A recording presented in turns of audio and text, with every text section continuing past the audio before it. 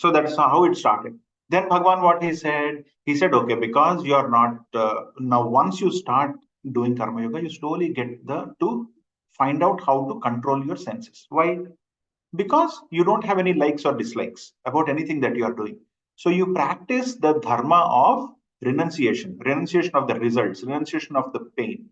Now, if you understand over few verses how Bhagwan has defined yoga or meditation, he defined it as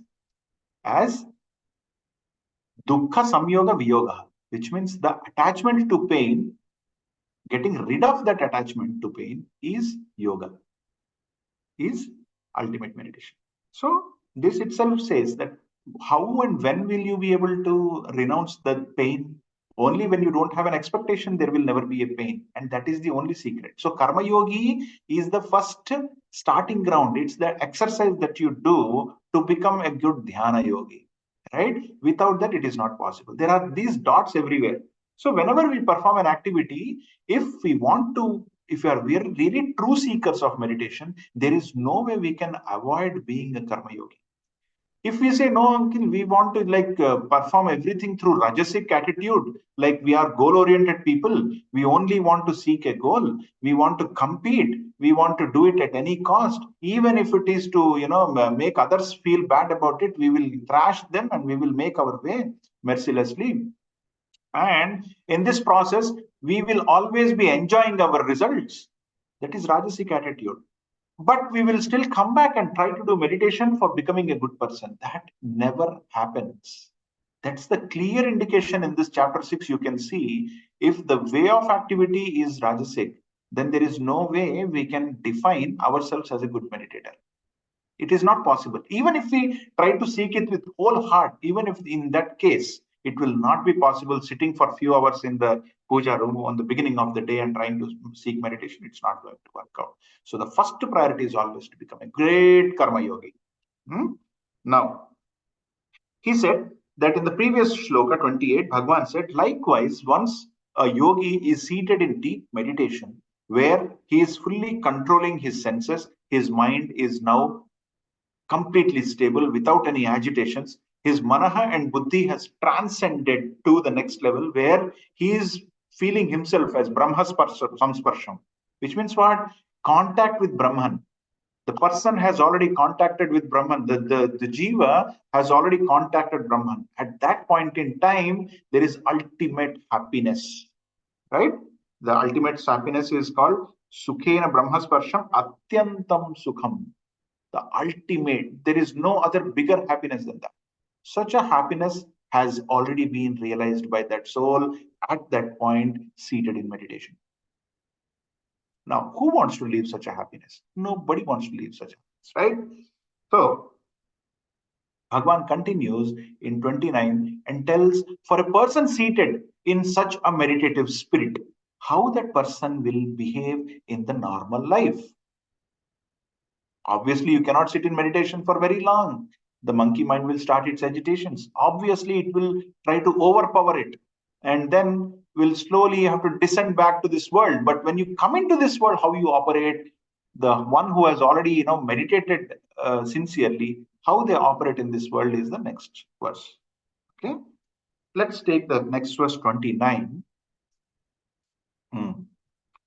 Anshama, can you repeat after me? Yep. Sarvabhutasthamaatmanam. Sarvabhutasthamaatmanam.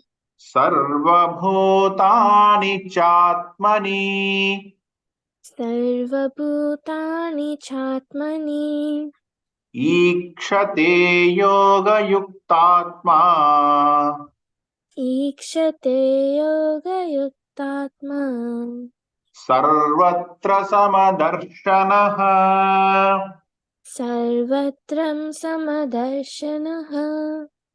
Sarvatram ledama sarvatra. Sarvatra samadarshanaha. Sarvatra samadarshanaha. We'll try to do the full lines now. सर्वभूतस्थमात्मानं सर्वभूतानि चात्मनि. सर्वभूतस्थमात्मानं सर्वभूतानि चात्मनि.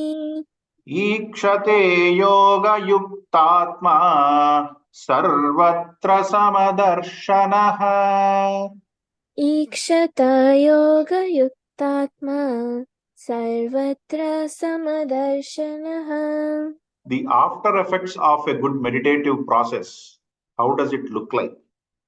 Now in this process, when see, in olden days when Diwali used to come, right? I don't know how many of you have experienced this here in US, but back in India, there are a lot of sweets that are made when Diwali comes.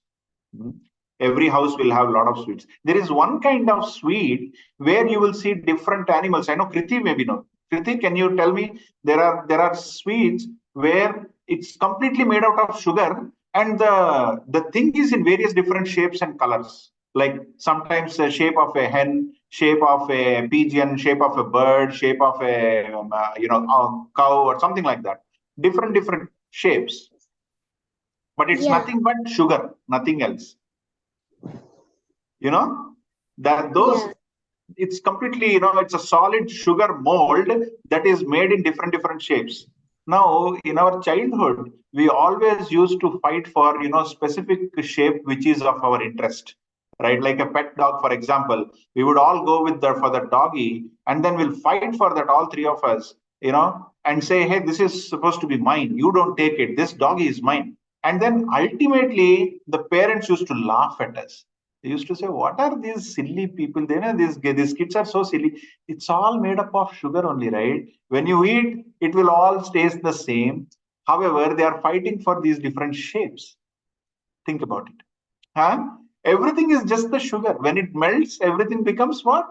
Sugar. And how does it taste? It all tastes the same. They are all sugar. Sometimes they are pink color, yellow color, green color. Now again, fighting for colors.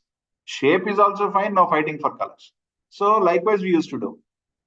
Bhagwan says, one who is in the ultimate meditative spirit will only see the sugar and the sweetness. He will not be able to see, he or she will never be able to see the shapes that are defining it. Why? Because the eyes that you have when you are contacting with Brahman is the eyes of the Brahman. For eyes of the Brahman, everything is same. For light, there is no difference between your house and my house. It will provide the same shine as long as there is no obstruction in the middle. The ability to provide light is the same, or the consciousness to provide light to you and me is exactly the same for the sun, isn't it? Similarly, Brahma Samsparsham is the previous verse, where one has contacted Brahman, one in the sense the Jiva, has already contacted Brahman and is sailing in that spirit. Now, for such a renowned, for such a realized person, everything around, whether it is a small animal to big animal, small thing to a big thing, success to failure, everything, he or she will be able to see Bhagwan's presence, the Brahman in everything, the sugar in everything. For them, you put 100 different pots of different colors and sizes, they will just say, oh, this real mud, how beautiful. You put 100 different ornaments of different types in front of them, they will say, oh, how beautiful the gold is. They will not say whether it is a Chandraharam or Castle Bearam, whatever different names you give, ring and all that. They will just say, oh my God, what a lovely gold. For them, they cannot see anything else other than what they are. That's why they say, when you try to judge others, that he is good or he is bad, you are judging based on your own what you are. If I'm a good singer, I will say, oh, this is he's singing, but not in proper Shruti. Why? Because you sing in proper Shruti. You are singing it. You are a singer. That's why you are judging as another singer. Right? Similarly, a Brahman will only see Brahman in everywhere. So that simple logic works beautiful. And for such a person who is seeing Brahman everywhere, he is called as Samadarshinaha. Samadarshanaha means equanimity in terms of what you realize they are. Okay, so now for such a person, the pink color hen or red color dog are both the same. They are just sugar that gives sweetness. Simple. That simple is their life. Huh? So happy, right? So imagine what will they do when they are being treated badly by others? Any guess? Pranami, what do you think when such people are treated badly by others? Like, for example, abusing, somebody is really abusing at work to them. What will they go through? Think of it. They'll be equal in every situation, Uncle. They will say, Brahman, you know that this body and mind has been subjected to stress because of its ego for a long time. Now that I have realized that it is you who is speaking from his mouth, you just want to make sure that I increase my level of tolerance. With a beautiful smile, such a person will let it go instead of taking a revenge. If you are taking revenge on anybody, then we have to understand that our journey is taking a wrong direction. If our journey has to be in the right direction in the meditation, then one word that should come out of your life is revenge. Oh, you did this? Wait for the chance. I will get my day one day. I will tell you. This attitude, which obviously we will all have going in this life, in this material life, it is impossible to step ahead and try to do meditation and do dhyana if we have such a kind of mindset. So, for a dhyana yogi who has already realized Brahman, even for a split second or a millisecond, such a person will know the essence of sugar in every looking candy, every beautiful looking candy, and will stop worrying about big, small, colorful, non-colorful, dull, or enlightened. They will all be the same for such a dhyana yogi. Now, this is exactly what we chant. Purnamadaha Purnamidam Purnat Purnamudachyate, which means everything is full, nothing is half. For a person who is dull, dumb, who is not able to project his intelligence out clearly, who is not able to speak clearly, who is not able to put his thoughts on the table properly in the classroom, one such person will always be there in every class. Even such person also is treated as full of Brahman, filled with Brahman. Such an attitude one will carry. And when you have such an attitude, you cannot show a disparity between somebody who is successful versus somebody who is a failure in life. You will have the equal disparity. Why? Because you can see Brahman in its full potential existing in. Okay. All right. So now let's move on to 30 and see what is the result of this. What is the effect of it, right?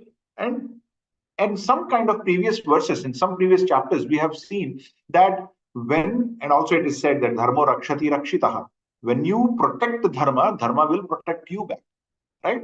So what does that mean? Now let dig little more deeper in terms of seeing whether this is what I have to do in this world or not. Seeing everyone equally, people are abusing me, I just take it all the time and then just ignore it. Is this fine or not? The answer is yes, it is fine. It is fine. It may not, it may prove in this materialistic world that you are ineffective. Okay. But that ineffective is a word used in the material context. Spiritually, you are alleviating at every moment you are ignoring such an occasion. And the happiness that you get inside the mind, where it is not agitated, full in control, focusing and seeing Brahman's presence everywhere, that such a person will can only do good for the society, can only do good for everybody that person gets in contact with. And when you do good for everyone that you get in contact with, there is no other way success can trail. Success will only precede you. It will always be with you, isn't it? So for a successful person, it is very important to let go. Okay. All right. So let's see 30th. Kriti Tali, would you repeat after me? Yes, uncle. Yo mam pashyati sarvatra. यो मां पश्यति सर्वत्र Sarvam cha mayi pashyati. सर्वं Pakadam. पश्यति Sarvam cha mayi pashyati. सर्वं च मयि पश्यति Tasyaham na pranashyami. तस्याहं न पनश्यामि Pranashyami. Ana. Pranashyami. प्रणश्यामि Tasyaham na pranashyami. तस्याहं न प्रणश्यामि Sacha mena pranashyati. स च मे न प्रणश्यति Pranavitali, will you do the full lines? Yes, uncle. Yo mam pashyati sarvatra sarvam cha mayi pashyati. Yo mam pashyati sarvatra sarvam cha mayi pashyati Tasyaham na pranashyami sacha mena pranashyati. tasyaham na pranashyami sa cha me na pranashyati. This is about finding something. When you have a small, a lovely toy or a very valuable asset that you have, which you cannot keep always with you, but you want it to be secured, what do you do? Kriti, what do you do? If you want to keep it safe, if you don't want to lose it, what will you do? I hide it You hide it. Where you hide it? Will you remember where you are hiding it? I if I have a doubt, if I don't remember, I even keep a book to write all those things. So you'll believe in your book that it will always, you trust your book that whatever you write in that will remain. And so you can always refer it to back. Some people go and put it in the bank lockers. Some people give it to their friends. How many times have you said that, oh, if it is there with you or me, it is the same? For example, do you give it to Amma in the house? Amma, please keep it safe. I may need it later. Will you say that? You will, right? Why do you give it to your Amma? Why not to your brother or sister? Because Sometimes she might break. Because you don't know what your brother or sister will do with that. But you know Amma is going to keep it safe. Yeah. Isn't it? So you offer to someone who you feel will not make any disturbance to what you are giving. So for example, if I'm giving, I can only give it to somebody who I trust that it will be the same. Right? Now, this means whether that item is with you or with that other person, you will feel it is the same. But is it same? From a material standpoint, if you see only logically, if an item is with me, it is with me. If an item is with my mother, it is with her, not with me. So how can it be same? I feel there is no difference because the way I think, the way I care for that item is exactly what Amma will also care because she understands from my perspective. She always thinks, oh, what Pavan wants. What does Pavan want from this? Oh, this is so useful for Pavan. I have to keep it very, very safe. It has nothing to do with her, but she will think from my perspective.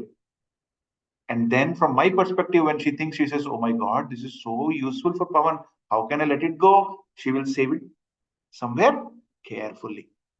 Why? Not because she loves that item. It's because she's thinking from my perspective. When a person sees Brahman everywhere, such a person will always be able to connect with others. Their happiness will become his or her happiness. Their struggles will become his or her struggle. Their pain will become his or her pain. Such will be the connect of a person who is meditating. If you want to be a very caring person in life, meditation is the secret. For meditation, karma yoga is the secret. See, these are the steps. Huh? Once you are doing meditation, you are bound to care for others. Why? Bhagavan says this. How? When you are getting connected to others, how you are getting connected? There should be some connecting link. Brahman is the connecting link. You are seeing Bhagavan's Lord's presence in everywhere. So you can easily connect with them. You don't have to connect. You are them, they are you. So if somebody is crying, you will cry. Just like, how Shanti Aunty cries when she watches a movie. She gets into the movie. She's one of those characters. And when you become one of those characters in the movie, something happening to your sister, because it's not your sister. Basically, it is a sister in some story. But no, at that moment, it is your sister. And then you start crying on your couch, sitting on the couch. Movie has been shot somewhere in India. It has been distributed somewhere in US, running in some theater or some, channel. You stream it sitting on your couch, safely, happily eating a popcorn. All of a sudden, you see you are in tears. How this magic is happening? You are getting connected to that. Likewise, when you connect with, but here the connection is through a character in the movie, which is temporary. But when you're connecting through Brahman, that is the conscious power in all of us, when you're connecting through that, that remains forever, because Brahman is eternal.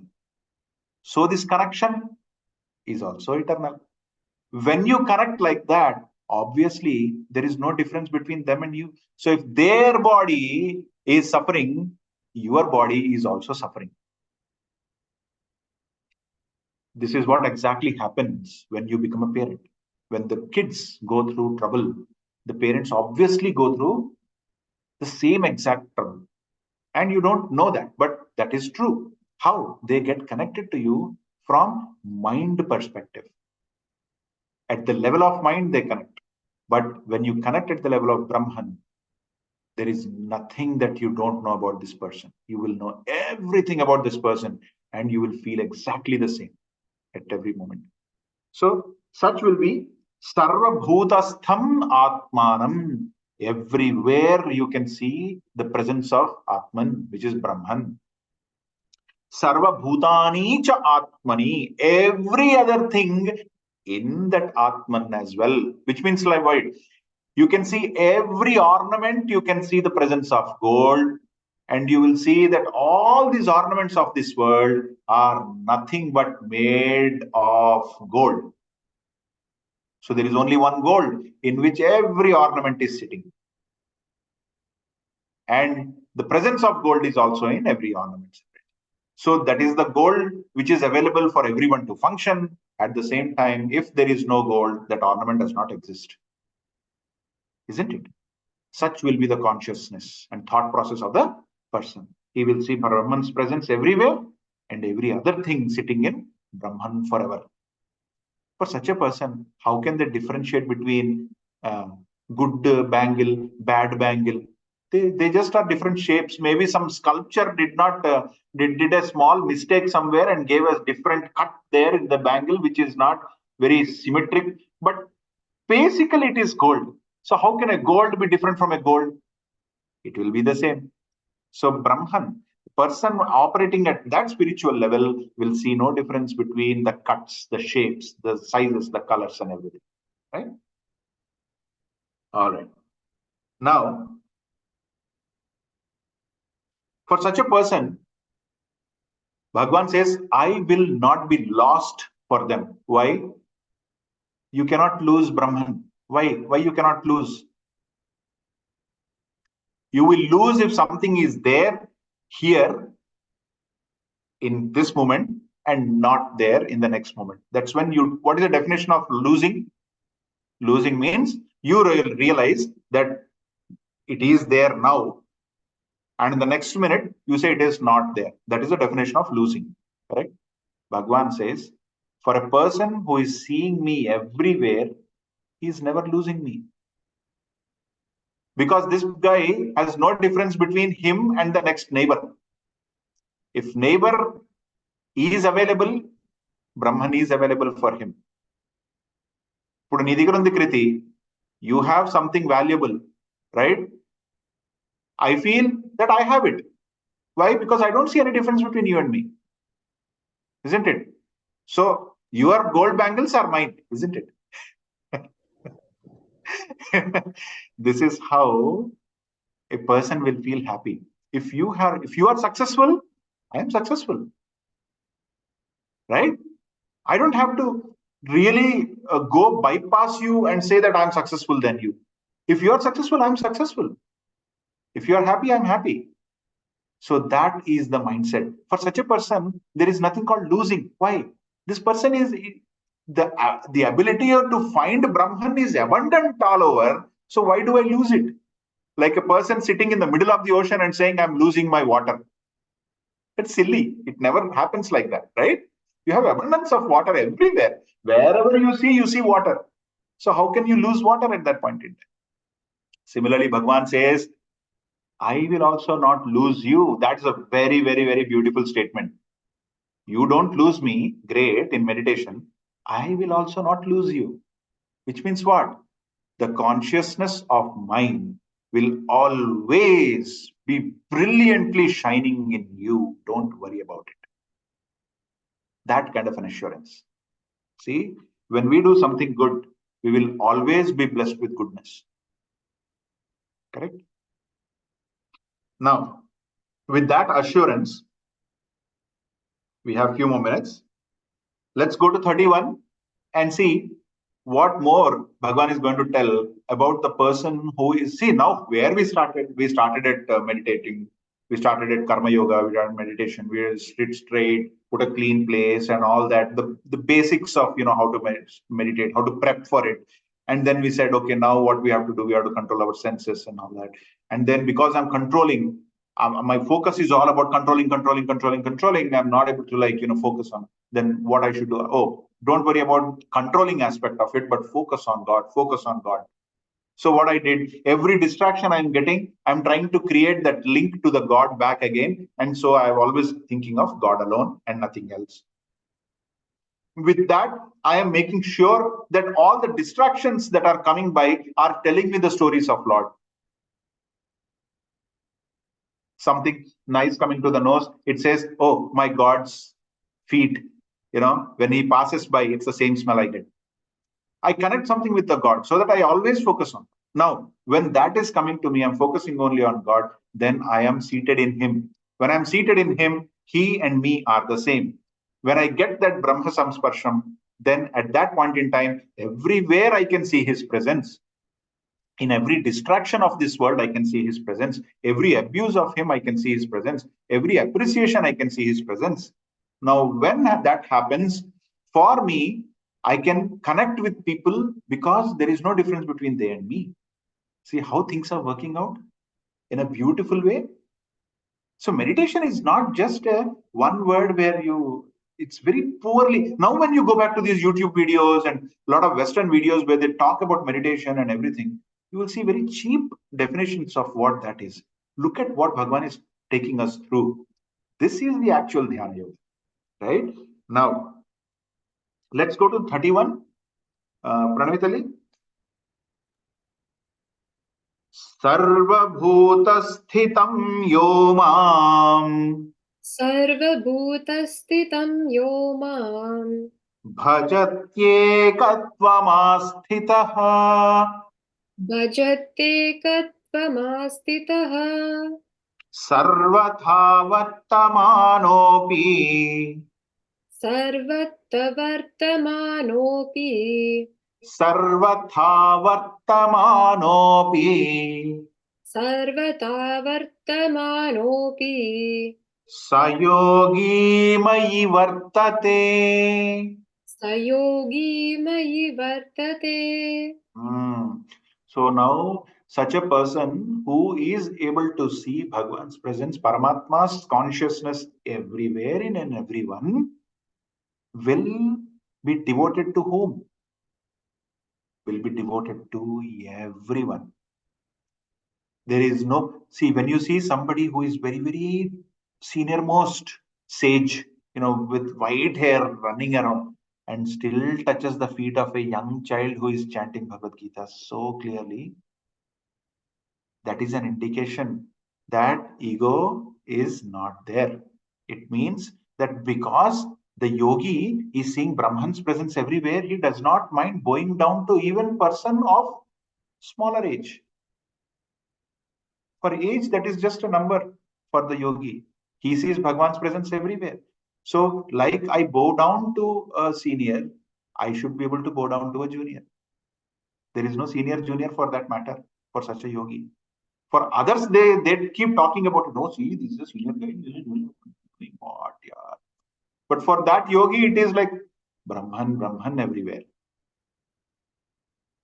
Such a person cannot even speak really bad about anybody. See, all these things will come into picture. The moment you do meditation the right way, you cannot speak bad about anybody. You cannot hurt anyone. You cannot think negative of anyone. You cannot think of someone's failure to be as a seeking element for you. You cannot seek someone's failure at all. These are all the qualities one will build as a matter of goodness in themselves by simply meditating and feeling Bhagwan's presence everywhere. Right? So, Sarvabhuta Sthitam Yo Mam, every other life and creature that has been created, this person feels Bhagwan's presence in them. And then Bhajatya Ekatvam Asthitaha, which means and devoted single focused devotion of me in all. So when you go to a church, look at the Jesus, say, oh Brahman, I salutate you. When you go to mosque, you do the same thing. When you go in our own temples, Hanuman, Rama, Sita, Lakshmana, and there Krishna, Radha, Amavaru, there are a lot of idols you'll see in a temple. For every idol that you go, what a beautiful shape you are in Brahman. Great. I am enjoying your presence here. So the only thing that he sees is Brahman's presence, nothing else. All the shapes, forms, everything are merely an indicators or triggers for him to think differently, but will always focus on Brahman in every form and shape. Not just in one, but all creatures that are somebody who do not believe in God also, he or she will see Brahman's presence there as well. They may say, hey, there is no God. Bhagavad Gita is, I don't believe any Bhagavad Gita and all that. In such a person also, the meditator, the yogi, will see Brahman's presence. Isn't it? Now, Sarvatha Vartamano Api, Vartamanaha means finding out, realizing. Right? Sarvatha, everywhere he finds me, such a yogi, Mayi Vartate, will always reside in me. How beautiful is this? Such a gift, who can give you that such a beautiful gift that you reside in Brahman, in Paramatma, every moment by just finding his presence everywhere. All we have to do is understand his presence everywhere and respect that feel and thought which has been come through this scripture. The only intent to respect will yield to the result where we are seated in his consciousness. Beautiful gift always, right? So that is the ultimate gift Bhagavan is presenting us. That is the prasadam he is giving us by properly meditating. And also the other results, as we discussed, the goodness that comes in you, the ability to not hurt someone, this will only go in a positive direction long way, making you a successful person, a great leader, a big manager. All these things will eventually happen because of that trait. For that, you need to be a great meditator. For that, you need to be a great karma yogi. Beautiful. All right. So let's go through the last verse for today. Right? These are all related.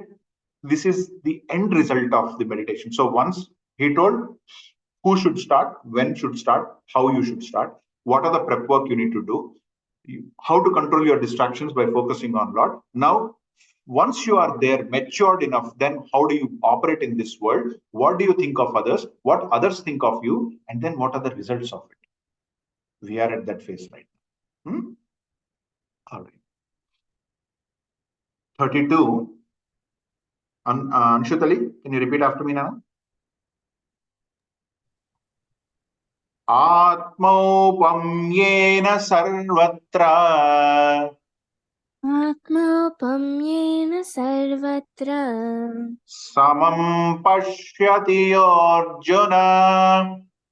समं पश्यति Arjun Sukham va yadi va dukkham सुखं वा यदि वा दुःखं sayogi paramo matah. स योगी परमो मतः Sukham va yadi va dukkham sarvatra samam pashyati. That's how you have to read. Sukham va yadi va dukkham sarvatra samam pashyati atma upamena. Which means what? It means seeking Brahman's presence, not just in the context of material happiness, but also when this material world brings you pain and struggle and failures and distress, sorrow, sadness. Even in those situations, such a person will find Brahman's presence, the presence of Paramatma, everywhere, in the situation, in the cause for that situation, in the result of that situation, and in the effect that it is affecting you in one way or the other materially. It will either affect you by where you lose your wealth or lose your career or lose your name, fame, whatever people say, but something you would be losing materially. Some materialistic wealth you will be losing that you have gained so far. In such situations, also, Brahman's presence have to be understood, and his presence has to be understood in the situation and in the cause for that situation. Such a person is the ultimate yogi. Which means what? There are non-ultimate yogis as well. Which means what? They were yogis at some point in time, but not now. Clear? See how many ways in which you can interpret this verse. Bhagwan says, one who is constantly looking for me in good and bad, in positive and negative, in sorrows and happiness, is Paramo Yogi, is the ultimate, greatest, highest yogi. That means there are possibilities of not being that, which means exactly what we are all about. Can we sit in meditation for the whole day? No. We will come back. We will start doing our work. We will get through all these agitations of the mind. Again, next day, we try to become a yogi. We try this every time. One who is constantly doing meditation will go through these experiences. If you have not started that, maybe if you try, you will know that when you start sitting in meditation, you will get through all the distractions. And sometimes you give up to those distractions, you get deviated, you sleep, or you just move out of meditation and say, not today. Today is not my day. It's okay. I'll come back later. I'm not going to leave it. We'll come back. But this going back and coming back and going back and coming back is not an ultimate yogi yet. Yet. It does not mean that you cannot become an ultimate yogi. It only means you're not that ultimate yogi yet, which is fine. And sometimes people will feel good about praising Lord, thank God, wow, I love God. This is all God's gift. Only in the achievements, not in the failures. In failures, they say, what is this? Why God? Why you do this, God, to me? I've been so good. I don't know why you always do this to me. Complaining. All this happens. We have seen this in movies. We have seen this in great saints having kirtanams like these. So this is not new. Now, Parama Yogi is the one who can remain same in all situations. Right? This also means there is high possibility that we may not remain the same. And that may be true, isn't it? We will see why we are not able to remain same and how to remain same. What is the secret? Is there any secret to become a Parama Yogi? To stay in that happiness forever, whatever happens in our life? whether it is a good situation, whether it's a bad situation, staying happy, not staying calm, staying happy about it. It's okay. It's nice. Whatever is it, it is a gift of God. I am going to accept it with lot of cheer, and the life is only going to be next, next, and next. It is what it is. I am still seeing the same sunshine that I always see, and I will be seeing the same sunshine that I always saw. It's not going to diminish in my life. What is remaining? I see his presence. What is gone? I see his presence in that. What is going to come? I will see his presence in that. That moment of happiness is going to stay with me forever. Nobody can distract that. This kind of a sensitive thought, if one can go through, such is the person who is called as the Parama Yogi, the highest meditator. Got it? So with that definition of highest meditator, we will be closing our session today. Now, as usual, in 33, our dear Arjuna will call back the Lord and say, this is not possible. It's a beauty of our culture is that we don't say that, even Arjuna at many stages in the next verse also, he says, I don't think it is possible. You can say that to a teacher. You don't say that, oh my God, if I say this to my teacher, what my teacher will think. Nah.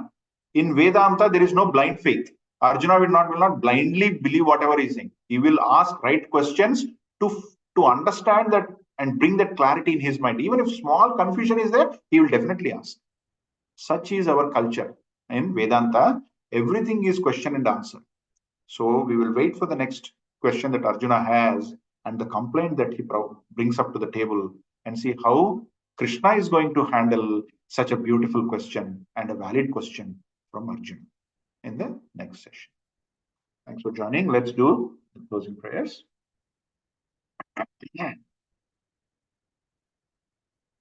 Om Sarve Bhavantu Sukhinah Sarve Santu Niramayah Sarve Bhadrani Pashyantu Ma Kaschid Dukkha Bhag Bhavet Asato Ma Sadgamaya Tamaso Ma Jyotirgamaya Mrityorma Mritam Gamaya Om Purnamadah Purnamidam Purnat Purnamudachyate Purnasya Purnamadaya Purnamevavashishyate Om Shanti Shanti Shanti Harihi Om Shri Gurubhyo Namaha Harihi Om. Thanks for joining. Wish you a very, very happy and safe next week. We'll all catch up again. Till then, stay cheerful. Okay? Jai Shri Krishna. Uncle Jai Shri Krishna. Bye. Bye, Uncle. Jai Shri Krishna. Bye.